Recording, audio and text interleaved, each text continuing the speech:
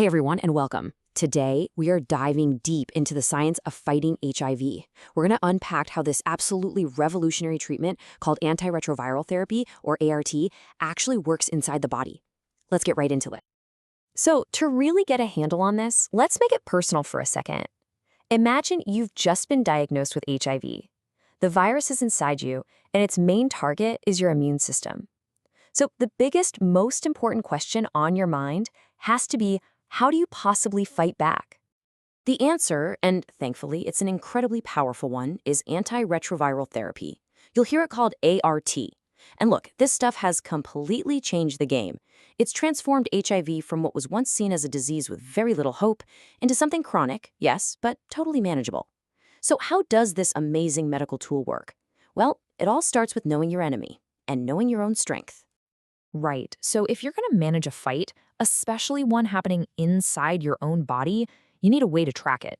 You need to know if the ARVs, the drugs, are actually doing their job.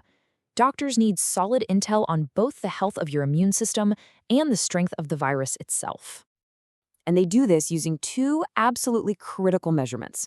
On one side, you have the CD4 count. Think of this as a head count of your body's defenders.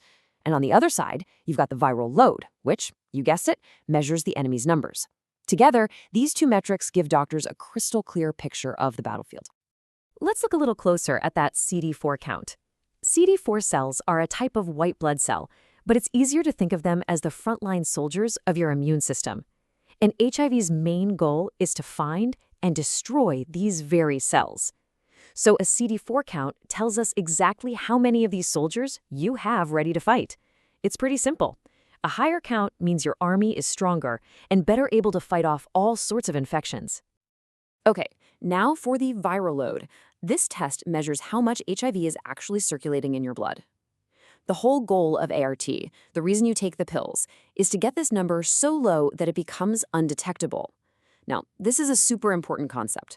Undetectable does not mean cured. The virus is still there, but the levels are so low that our standard tests can't even find it. And what's really amazing is that this also means it can't be transmitted to other people. So we know how to track the virus, how to keep score in this battle. But what's the actual mission? What are the specific goals we're trying to hit with antiretroviral therapy?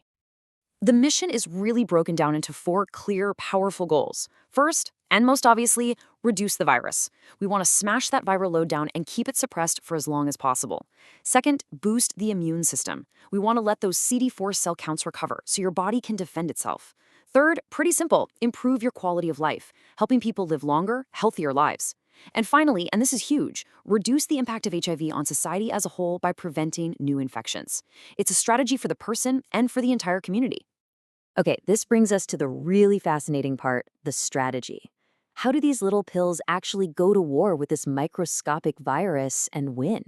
How do these antiretroviral drugs, the ARVs, stop HIV dead in its tracks? You know, the best way to wrap your head around this is to think of virus replication like a factory assembly line. The virus is sneaky. It hijacks your own CD4 cells and turns them into these tiny factories that have only one job: to churn out more and more copies of HIV. ARVs are like brilliant little saboteurs designed specifically to throw a wrench into the factory's machinery at different key points. The first major piece of machinery on this assembly line is a special enzyme called reverse transcriptase. See, when HIV first gets into one of your cells, it's just a flimsy piece of RNA. To really take over, it needs to invert that RNA into sturdy DNA, basically creating a blueprint that it can shove into your cell's own genetic code. Reverse transcriptase is the machine that performs that critical conversion. So strategy number one is simple: block the blueprint. This is where a class of drugs called reverse transcriptase inhibitors comes into play. These drugs are designed to look like the natural building blocks the enzyme needs, but they're fakes, faulty parts. So when the enzyme tries to use one, the whole process just gets jammed up. The DNA blueprint can't be finished, and the viral assembly line grinds to a halt right at the very beginning. But what if the virus manages to get past that first step? Well, there's another critical stage way at the end of the assembly line. After new virus parts are made, they come out as these long, useless chains of protein.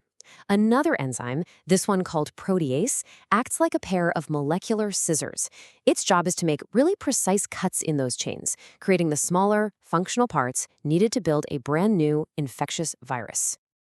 And that brings us to strategy number 2, sabotage the final assembly. Protease inhibitors are drugs that physically block that protease enzyme. They basically gum up the factory's cutting tools. Without those precision cuts, the virus just can't put itself together correctly. The new virus particles that get released are just duds. They're defective and can't infect any other cells. And this is why ART is a combination therapy. By using drugs that block the blueprint and drugs that sabotage assembly, we hit the virus with a powerful 1-2 punch that makes it incredibly hard for it to fight back. You know, the development of these multi-drug strategies, it's been nothing short of a miracle. This combination therapy didn't just slow the virus down, it completely changed what it means to live with HIV. This quote just says it all perfectly. It took a disease that was once seen as a death sentence and turned it into a manageable, chronic condition, giving hope and, more importantly, life back to millions and millions of people all over the world. And that right there is the true power of understanding the science behind the fight.